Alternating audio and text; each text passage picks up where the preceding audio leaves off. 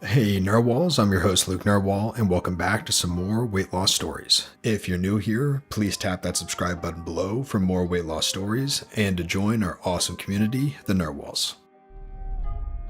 What should have been a wake-up call for you, but wasn't? I was watching My 600-Pound Life, a guilty pleasure, and thinking about how some really extreme things are just accepted as normal by the patients on there. Not being able to clean yourself, not fitting through door frames, and eventually not being able to get out of bed. It made me reflect on my own weight gain, and I was thinking, if someone watched my life, what wake-up call would they be shocked that I missed and normalized?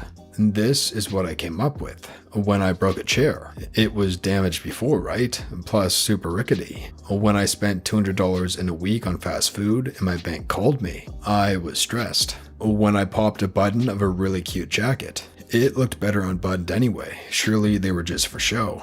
I can't be alone in these kind of reflections. What did y'all miss that looking back on should have been a turning point for you? Having to shop for a new Mother of the Bride outfit the day before my daughter's wedding because I no longer fit into the one we picked out 6 months before. I stopped updating social media for a good year, not because I was on an internet cleanse, but because I hated how I looked in all my pictures. Also stopped going to the beach and pool, which are two of my favorite activities because I didn't look good in swimsuits. Somehow didn't realize it was tied to gaining weight. When I took my order of fast food to go, so no one would watch me eat enough food for 2 or 3 by myself, there's something dark about sitting alone in your car, scarfing down tacos, and pretending everything's okay. I remember once ordering Chinese takeout for dinner, and they gave me 4 fortune cookies. At the time, I thought they just gave out a bunch of fortune cookies with every order, but all my friends I told about it would all respond saying they only got 1. So my dinner was apparently expected, and probably enough to feed 4 people comfortably. Yeah, I used to get sushi, and they'd give me 4 sets of chopsticks.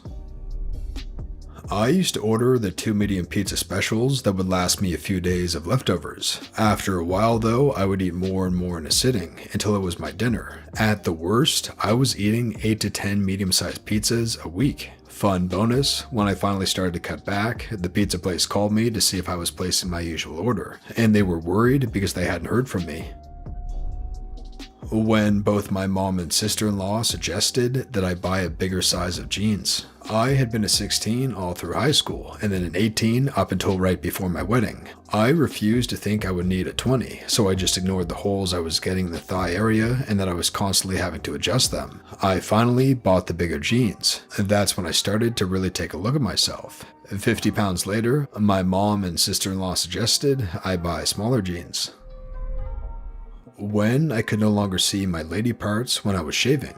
Most girls have bellies, right? I started snoring constantly at night. Who doesn't make noises in their sleep? When I couldn't fit in the ride at a carnival because the bar wouldn't go all the way down. It had to be because it was a child's ride.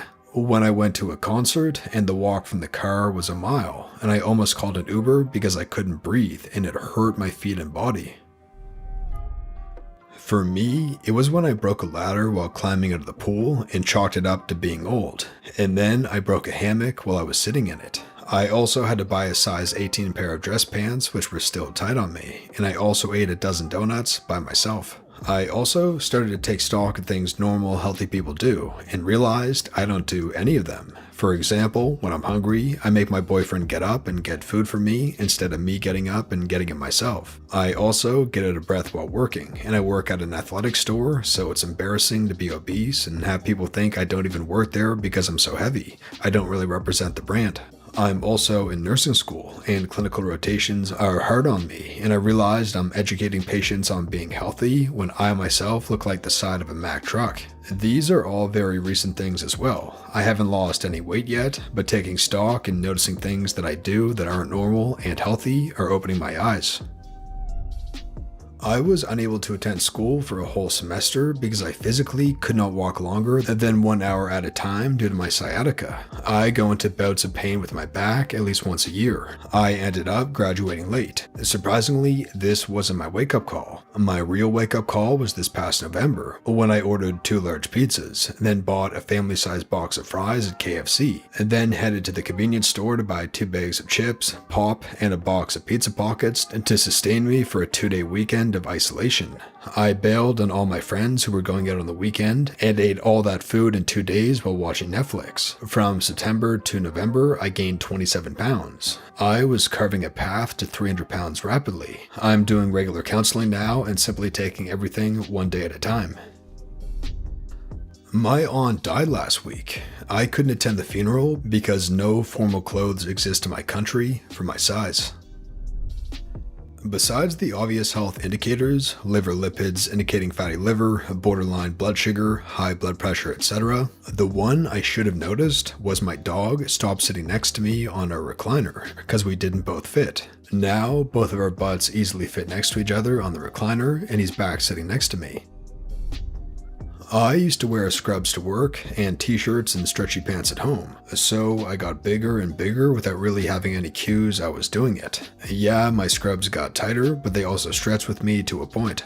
Every time I'd go out with friends, I would have to go shopping for an outfit that fit me. Either I just worn the 1 or 2 acceptable options I had, or none of them fit anymore, depending on how long ago it had been since I last went out. It still took me way longer than it should have to get it under control. I was watching My 600 Pound Life, and while I'm nowhere near 600 pounds, I noticed some similar habits. Mainly, this woman waited for her family to leave to order fast food that she wanted to eat. I would rush home from visiting family in college to order Chinese or a pizza. It was not a great moment. When I was pretending to be on the phone when ordering food, so it seemed like I was ordering for a group of people, but it was really just me, myself, and I. And when I noticed stretch marks on my arms. Ugh, yes, the stretch marks. Stretch marks on my thighs, I've always had those. Then stretch marks on my stomach, that should have been the wake-up call. But no, not until stretch marks on my arms did I actually do anything. I used to have an annual pass for Disneyland and ran all over the park without an issue. I moved away, changed jobs, and slowly put on weight. Didn't worry about it. I decided to go to Disney World and realized on day 3 when I pulled a leg muscle that I was fat and out of shape. Limping all over the park sucked, and I knew it was because I had let myself go. I'm planning on going to Tokyo Disney in a few months, and I'm confident I'll be able to walk circles around the park without pulling any muscles. Fastening my jeans with the hair elastic around the button because I couldn't get it to reach the buttonhole. At first, I couldn't squeeze into the jeans I bought when I was competing, so that made sense to me. Obviously, I couldn't maintain that level of fitness, but when it started to trickle to my normal jeans, and then finally, I was doing it with the bigger size jeans I had already bought because the others were too small. Lately, I realized I was only ever wearing tights and sweatpants because even with the hair elastic, the jeans were still too tight. I should have caught on a while ago, but alas. When I checked my bank account and realized at the rate I went, I spent thousands of dollars on fast food in one semester. Oh man, and this one, when I would avoid going to school because all my classes were all over the university and I didn't want to walk. I ended up dropping some classes because I didn't want to get in an extra 20 minutes of walking between classes per day. That should have been a huge warning. I love this group. You are so inspiring in your honesty and bravery.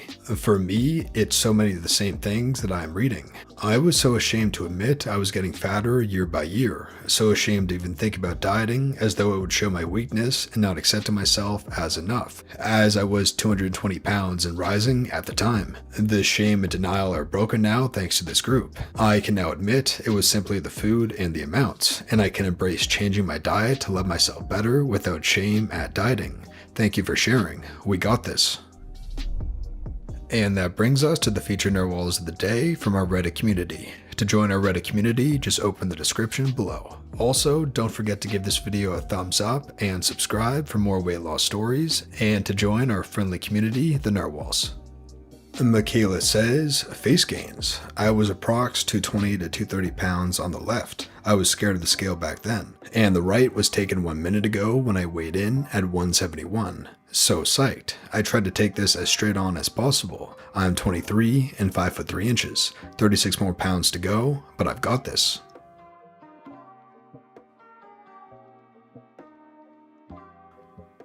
Being Wallflower says, weight loss during lockdown, 63 kilos to 53 kilos. Dancing Book says, slowly making progress. And thanks for sharing, Featured Narwhals. If you enjoyed this video, be sure to subscribe for more weight loss stories and to join our friendly community, the Narwhals. And thanks for watching, Narwhals, and I'll see you in the next one.